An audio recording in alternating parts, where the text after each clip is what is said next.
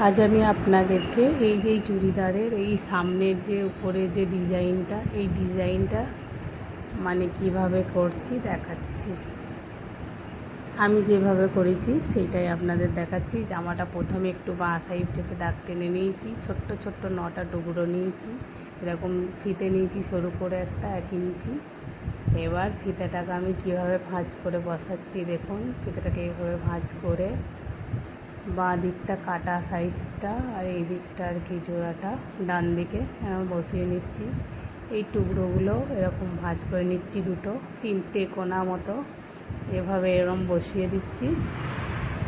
এরকম ছোট্ট ছোট্ট 3টে টুকরো বুকটার কাছে বসাবো, 3টে টুকরো কোমরের কাছে বসাবো, আর 3টে নিচের ঝুলটা থেকে 7-8 আঙুল উপরে বসাবো। এই যে এখানে 3টে বসিয়ে নিয়েছি। এবার সেলাই করে চলে যাচ্ছি এরকম। এবার কোমরের কাছটায় বসাচ্ছি একইভাবে এরকম তিকোনা ভাঁজ করে এভাবে বসিয়ে দিচ্ছি এরকম করে।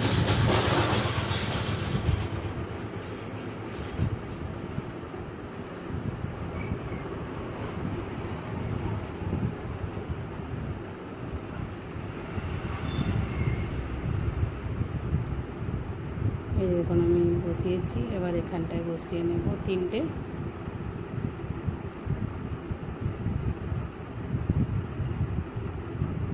একইভাবে 3টেই বসিয়ে নিয়েছি। এবার সোজা সেলাইটা দিয়ে দিচ্ছি, একদম নিচে অবধি কেটে দিলাম। এবার আমি এটা ডান দিক থেকে বাঁ দিকে উল্টে পাইপিনের মতো হয়ে যাবে, সরু একটা সেলাই দিয়ে নিচ্ছি। এরকম সেলাইটা সোজা চলে যাবে, উল্টে উল্টে বাঁ দিকে যাচ্ছে ডান দিক থেকে।